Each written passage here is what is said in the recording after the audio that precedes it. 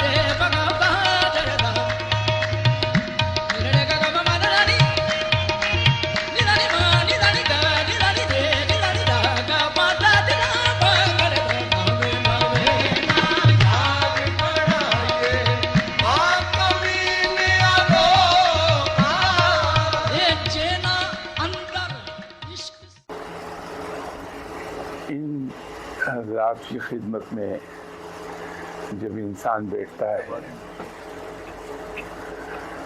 تو علم کے خزانے ہیں جو لٹا رہے ہوتے ہیں، علم کا ایک دریا بہتا ہے. یہ وہاں ان کے پاس بیٹھنے والے یہ اپنے اوپر منحصر ہے کہ وہ ان سے حاصل کیا کرتا ہے. ان لوگوں سے کچھ حاصل کرنے کے کچھ آداب ہیں، کچھ طور طریقے ہیں. اگر ہم وہ اختیار کرتے ہیں تو ان سے فیض ملتا ہے. جیسے میں نے عرض کیا کہ وہ تو فیض کا ایک دریا ہے جو بہہ رہا ہے. انسان کی اپنی ہمت اور توفیق ہے کہ وہ اس دریا سے کیا حاصل کرتا ہے، وہاں سے کیا لیتا ہے.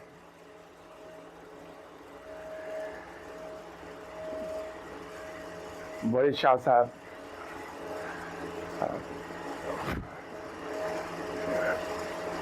میں آج یہ جانتا ہوں کہ علم کا ایک سمندر تھے، لیکن ان کی ایک کمال خوبی جو مجھے بہت پسند آئی وہ یہ ہے کہ وہاں دکھاوا بالکل نہیں تھا.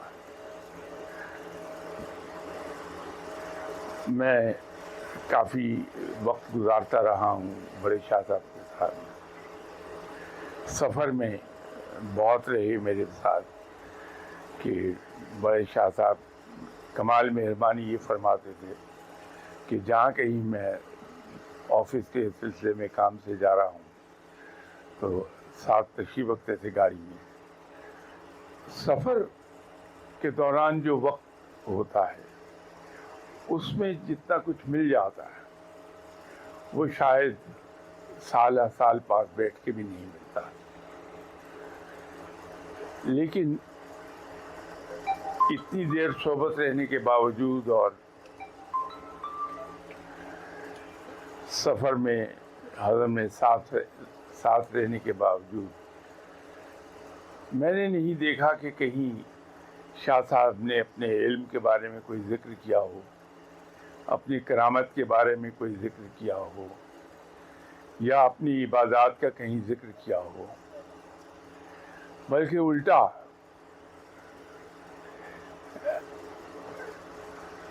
ان کی مہربانی میرے اوپر یہ تھی کہ کہیں اگر مجھ سے غلطی ہو گئی تو انتہائی سختی کے ساتھ مجھے روکا. جیسے میں نے کسی پہلے گفتگو کے سلسلے میں عرض کیا تھا کہ میں بڑے شاہ صاحب کے پاس بیٹھا تھا، وہ علم کی بات کر رہے تھے، تو میں اس میں یوں گم ہوا کہ مجھے خیال نہیں رہا کہ میں بیٹھا کہاں ہوں اور کر کیا رہا ہوں. تو وہیں میرے پاس ہی میں چھوٹا سا کمرہ تھا تو شاہ صاحب بیٹھتے تھے، ان کے ساتھ وہ کونا بن جاتا تھا کمرے کا، اس کونے میں میں بیٹھا کرتا تھا. تو بالکل قربت ہوتی تھی اور عام طور پر ہمارے گھٹنے ایک دوسرے سے ملے ہوئے ہوتے تھے. تو وہی تسمیہ تھی بڑے شاہ صاحب کی. تو میں نے کہیں بے خیالی میں بڑے شاہ صاحب کی ایک تسبیح اٹھائی اور اس سے کھیلنے لگا بے خیالی میں، کیونکہ تمام تر توجہ میری بڑے شاہ صاحب پر تھی. سڈنلی بڑے شاہ صاحب کی نظر میرے ہاتھوں پہ پڑی تو جتنا سافٹ موڈ تھا وہ ایک دم بدلا اور غصے کا اظہار ہوا چہرے پر. مجھے کہنے لگے کہ یہ کیا کر رہے ہو تم؟ تو میں نے بھی اپنے ہاتھوں کی طرف دیکھا تو تسبیح تھی. تو پیچھے اس کے کہ میں کوئی جواب دیتا کہ تم لوگوں کو یہ دکھانا چاہتے ہو کہ تم نیک آدمی ہو، تم لوگوں کو یہ دکھانا چاہتے ہو کہ تم اللہ کی عبادت کرتے ہو تاکہ لوگ تمہیں نیک سمجھ کے تمہیں سلام کریں. میں نے کہا حضور مجھے تو معلوم ہی نہیں کہ تسبیح میرے ہاتھ میں، کیوں غلط کہہ رہے ہو؟ یہ تسبیح تمہارے ہاتھ میں ہے. لیکن میں آپ کی باتوں میں اصل میں گم تھا، تو کچھ اس طرح میں بے خیال ہوا کہ مجھے یہ احساس ہی نہیں ہوا کہ میں نے کب آپ کی یہ تسبیح اٹھا لی اور اس سے میں کھیلنے لگا ہوں۔ بہت مشکل سے میں نے جان چھڑائی۔ تو وہاں یہ رویے تھے عبادات کے سلسلے میں۔ ہم لوگ جمعہ اکٹھے پڑھا کرتے تھے نیلے گنبد کی ایک مسجد میں۔ میں نماز کے بعد دعا مانگتے ہوئے کچھ چیزیں دیکھتا تھا، اس میں ایک چیز مجھے سمجھ نہیں آتی تھی کہ وہ کیا ہے۔ تو صرف علم کی خاطر ہم مسجد سے جب نماز پڑھ کے نکل رہے تھے تو میں نے ذکر کیا کہ جب میں دعا مانگتا ہوں تو یہ چیزیں دیکھتا ہوں، ان میں ایک یہ چیز بھی ہے، یہ مجھے سمجھ نہیں آتی۔ میرا خیال تھا وہ بتا دیں گے کہ میں علم سے متعلق بات پوچھ رہا ہوں، تو ایک دم رکے اور موٹی موٹی آنکھیں، وہ باہر کو ابلی غصے کے مارے کہ تم نے مجھے بہت تنگ کیا ہے۔ میں نے دیکھا کہ جلال آیا تو فوراً سوری کر لی کہ سوری سر آئندہ نہیں ہوگا۔ اب وہاں یہ بھی گوارا نہیں تھا کہ اگر کوئی چیز مجھے سمجھ نہیں آئی تو میں ان سے پوچھ ہی لوں۔ اس کی بھی ممانعت تھی کہ کہیں یہ دکھاوے میں نہ آ جائے یہ بات کہ میں یہ دیکھتا ہوں چیزیں۔ ایک بار ہم پشاور گئے، مجھے سرکاری کام تھا، اس سلسلے میں گیا ہوا تھا، تو بڑے شاہ صاحب میرے ساتھ بیٹھے۔ صبح میں دیکھنے گیا کہ شاہ صاحب کی رات کمفرٹیبل تھی یا نہیں، تو میں نے پوچھا تو مجھے وہ بتانے لگ گئے کہ اس طرح میں مصروف تھا۔ تو سڈنلی بات کو انہوں نے روکا اور مجھے کہنے لگے کہ میں تمہیں ایک بات کہوں کہ اپنا ظاہر ایسا بنائے رکھنا کہ تمہارے باطن کی خبر کسی کو نہ ملے۔ تو بڑے شاہ صاحب کے یہاں ہر چیز کو اپنے اندر ہی رکھنے کا چلن تھا، کہیں ظاہر نہیں ہونے دیتے تھے۔ صرف ایک بار میں نے دیکھا کہ انہوں نے مجھے، بلکہ دو موقعوں پر، ایک بار میں صبح آفس جاتا ہوا حاضر ہوا خدمت میں، تو میں نے دیکھا طبیعت بہت خراب ہے۔ میں نے پوچھا کہ حضور کیا آج طبیعت آپ کی خراب ہے، ناساز ہے؟ کہ ہاں میری ڈیوٹی تھی، ترکی میں سمندر کی تہہ سے ایک زلزلہ برآمد ہونا تھا، تو میری ڈیوٹی سمندر کی تہہ میں تھی، تو میرے سامنے وہ زلزلہ برآمد ہوا۔ تو اس کو دیکھ کے مجھے جو چکر آ رہے ہیں وہ، تو میں نے کہا جی وہ زلزلہ سمندر کی تہہ سے برآمد ہوا کہ ہاں وہ فلاں دن فلاں جگہ زلزلہ آ جائے گا اور اس کی شدت یہ ہوگی۔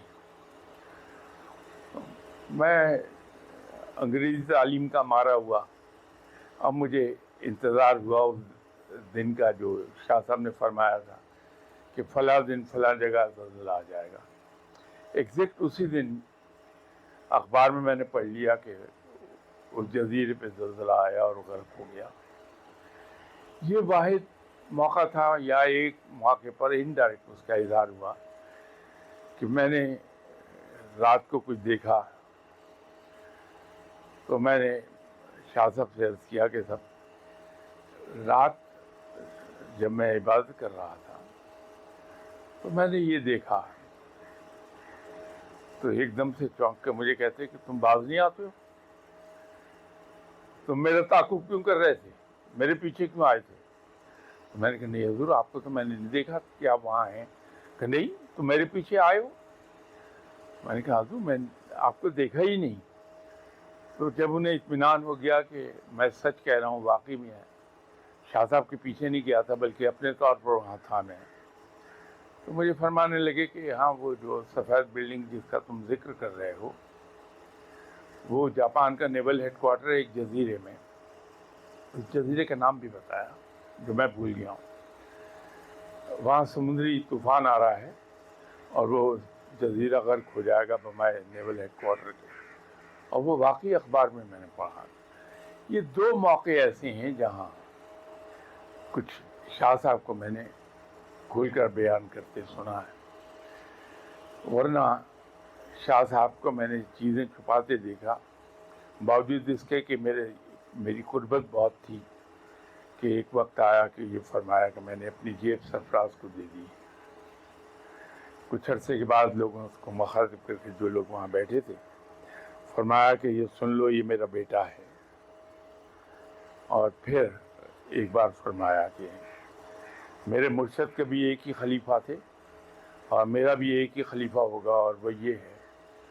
تو وہاں جو لوگ بیٹھے تھے ان سے فرمانے لگے کہ یہ تمہارا بڑا بھائی ہے، اس کی عزت کرو۔ اتنی قربت ہو جانے کے باوجود میرے ساتھ کبھی انہوں نے اپنے روحانی کمالات کا ذکر نہیں کیا، میرے سامنے کوئی راز نہیں کھولا۔ اگلے دن میں ایک جگہ بیٹھا تھا، وہ صاحب بتا نہیں رہے تھے، تو میں نے ان سے از خود کہا کہ آپ سلسلہ نقشبندیہ میں بیعت ہیں، تو تھوڑا سر اٹھایا اوپر اور کہنے کہ نہیں، میں سلسلہ قادریہ میں ہوں۔ تو میں نے کہا نہیں، آپ تو سلسلہ نقشبندیہ کے ہیں۔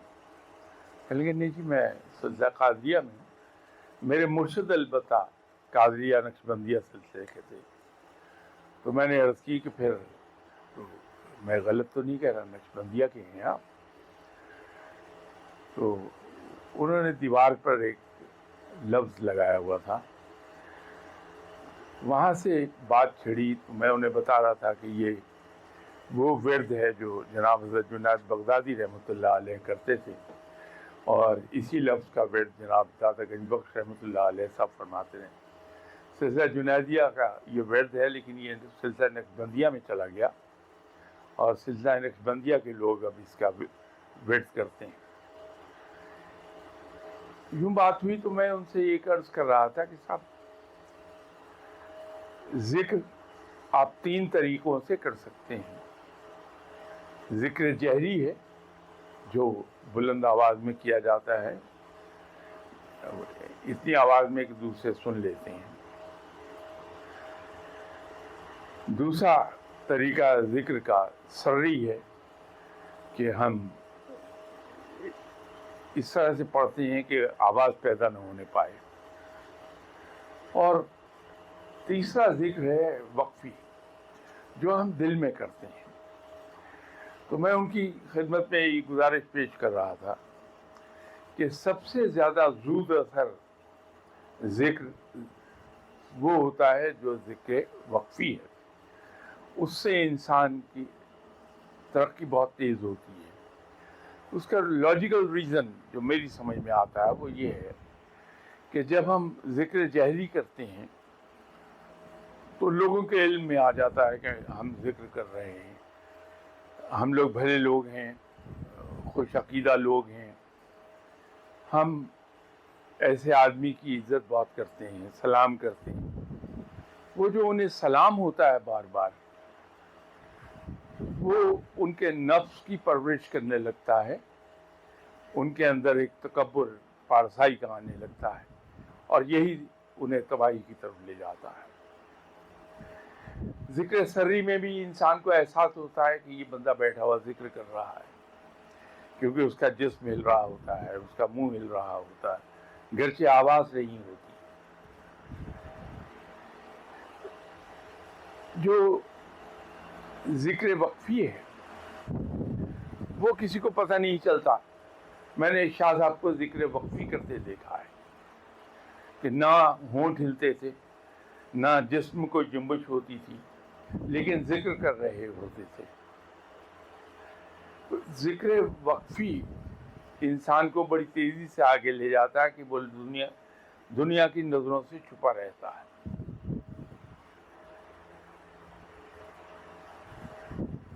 میں یہ آپ کو نصیحت نہیں کر رہا کیونکہ میں ایک چیز سے اچھی طرح واقف ہوں کہ نصیحتوں سے انسان دور بھاگتا ہے، اسے قبول نہیں کرتا نصیحتوں کو۔ رب تعالیٰ نے بھی قرآن پاک میں 3 طریقے استعمال کیے ہیں۔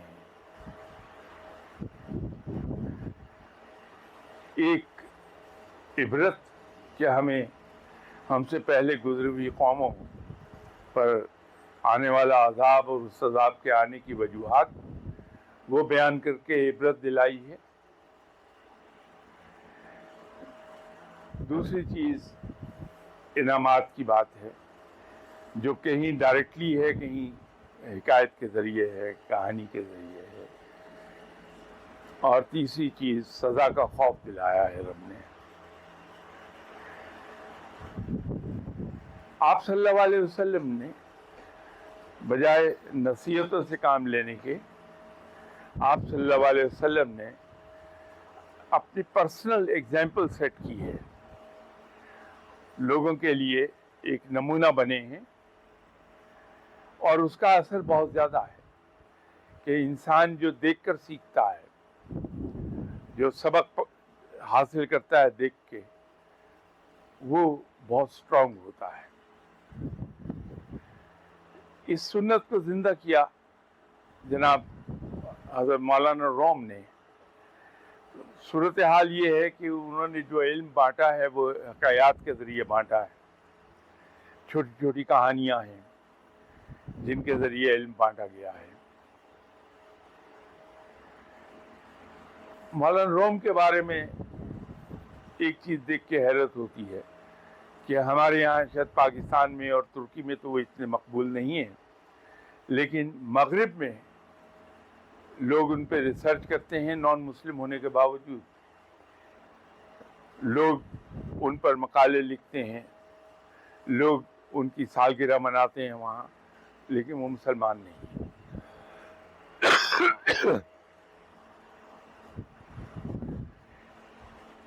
اسی طرح شیخ سعدی نے حکایات سے کام لیا ہے۔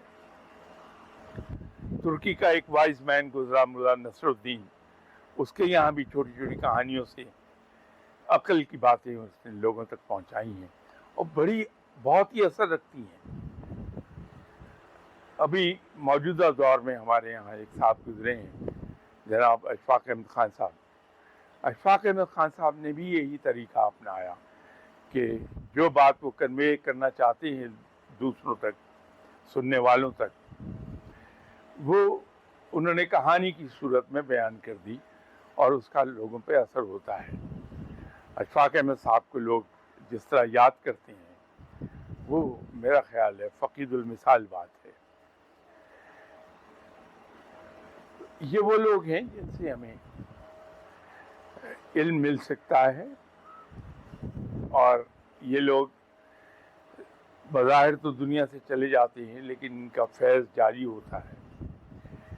ان کے یہاں ہم آتے ہیں فاتحہ پڑھنے کے لیے، وہ کلام الہی پڑھتے ہیں اور اللہ ہی کے حضور دعا کرتے ہیں، لیکن ان کا فیض جاری ہے۔ یہ بالکل ایسا ہے کہ اگر میں گھر پہ بیٹھ کے انتظار کروں کہ میں بھیگ جاؤں، میں نہیں بھیگوں گا، خشک رہ جاؤں گا، لیکن ایسی جگہ اگر چلا جاؤں جہاں بارش ہو رہی ہے تو اس بارش میں بھیگ جاؤں گا۔ جہاں ذکر الہی ہوتا ہے، کلام الہی کی تلاوت ہوتی ہے، رب تعالیٰ کی عبادت ہوتی ہے، اس جگہ رحمت کے فرشتے اترتے ہیں۔ جب ہم وہاں کھڑے ہو کے اللہ کے حضور، میں رپیٹ کر دوں، اللہ کے حضور جب ہم دعا مانگتے ہیں، تو چونکہ اس رحمت کی بارش میں ہم کھڑے ہیں، تو ہم اس رحمت سے